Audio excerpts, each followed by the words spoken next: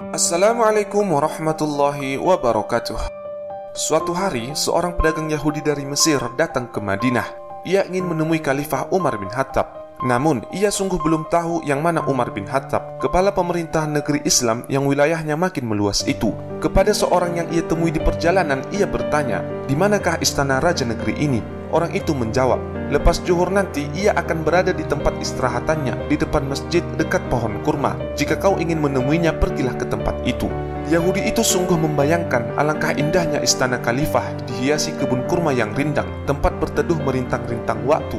Maka tatkala tiba di muka masjid, ia kebingungan, sebab di situ tidak ada bangunan megah yang mirip istana. Memang ada pohon kurma tetapi cuma sebatang saja. Dan di bawahnya tampak seorang lelaki kekar dengan jubahnya yang sudah luntur warnanya, tengah tidur-tidur ayam. Yahudi itu mendatanginya dan berkata, "Maaf, saya mau berjumpa dengan Umar bin Khattab." Sambil bangkit dan tersenyum, Umar menjawab, "Akulah Umar bin Khattab."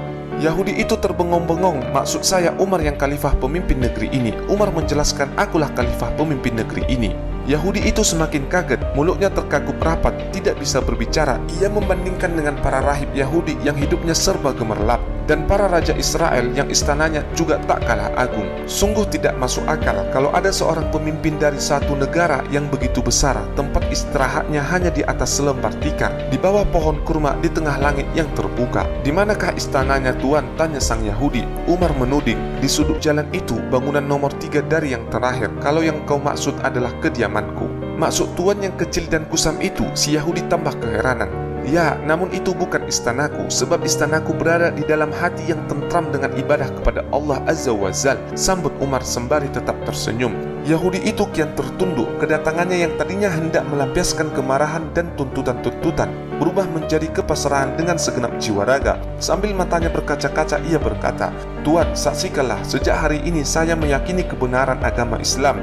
Izinkan saya memeluk Islam sampai mati." Wallahu a'lam bishawab. Semoga kisah ini menjadi inspirasi untuk kita semua. Wassalamualaikum warahmatullahi wabarakatuh.